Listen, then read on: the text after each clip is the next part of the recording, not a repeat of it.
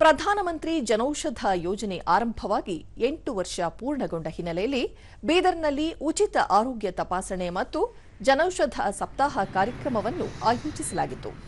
100ಕ್ಕೂ ಹೆಚ್ಚು ಮಂದಿಗೆ ಆರೋಗ್ಯ ತಪಾಸಣೆಯ ಜೊತೆಗೆ ವೈದ್ಯರಿಂದ ಸಲಹೆ ಸೂಚನೆಗಳನ್ನು ನೀಡಲಾಯಿತು. ಈ ವೇಳೆ ದೂರದರ್ಶನದೊಂದಿಗೆ ವೈದ್ಯ ಡಾ ಸಚಿನ್ ಪಾಟೀಲ್ ಪ್ರಧಾನಮಂತ್ರಿ ನರೇಂದ್ರ ಮೋದಿಯವರು ಬಡ ಮಧ್ಯಮ ವರ್ಗದವರ ಆರೋಗ್ಯ ಕಾಳಜಿಯೊಂದಿಗೆ ಜನೌಷಧ ಯೋಜನೆಗೆ ಚಾಲನೆ ನೀಡಿದ್ದರು. 8 ವರ್ಷಗಳಲ್ಲಿ ಯೋಜನೆಯಿಂದ ಈ ವರ್ಗದ ಜನರ ಚಿಕಿತ್ಸಾ ವೆಚ್ಚವನ್ನು ತಗ್ಗಿಸುವಲ್ಲಿ ಯಶಸ್ವಿಯಾಗಿದೆ ಎಂದು ತಿಳಿಸಿದರು. ಫ್ರೀಯಾಗಿ ಮಾಡಿದ್ದೀವಿ. ಅವರಿಗೆ ಅದೇ ಥರದ ಮೆಡಿಸಿನ್ಗಳನ್ನು ಕೊಟ್ಟು ಏನು ಪ್ರಿಕಾಷನ್ ತಗೋಬೇಕು, ಏನು ಮಾಡಬೇಕು ಅಂತೆಲ್ಲ ಎಲ್ಲವನ್ನು ಸಮಾಜದ ಒಂದು ಸಂದೇಶವನ್ನು ಕೊಟ್ಟಿದ್ದೀವಿ. ಎಲ್ಲ ಒಳ್ಳೆಯ ರೀತಿಯ ರೆಸ್ಪಾನ್ಸನ್ನು ಬಂದಿದೆ. ಎಲ್ಲ ಪೇಷಂಟ್ ಬಂದವರು ಸ್ಯಾಟಿಸ್ಫೈಡ್ ಆಗಿ ಎಲ್ಲ ಟ್ಯಾಬ್ಲೆಟ್ಸ್ ತಗೊಂಡು ಬಹಳ ಖುಷಿಯಿಂದ ಹೆಮ್ಮೆಯಿಂದ ಇವತ್ತು ಹೋಗಿದ್ದಾರೆ.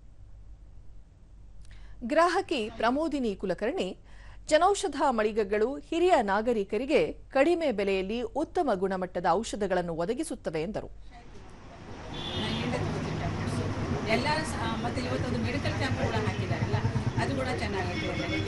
ಫ್ರೀ ಕ್ಯಾಂಪ್ ಇಟ್ಟು ಎಲ್ಲ ಆಮ್ ಜನತೆಗೆ ಪಬ್ಲಿಕ್ ಲಾಭನೂ ಆಯಿತು, ನಮಗೆ ಕೂಡ ಲಾಭ ಆಯಿತು. ಗ್ರಾಹಕಿ ಆಶಾ ಶಿಬಿರದಲ್ಲಿ ಉಚಿತ ಆರೋಗ್ಯ ತಪಾಸಣೆ ಜೊತೆಗೆ ಕಡಿಮೆ ಬೆಲೆಗೆ ಔಷಧಗಳನ್ನು ಖರೀದಿಸುತ್ತಿದ್ದೇವೆ ಎಂದು ಮಾಹಿತಿ ನೀಡಿದರು.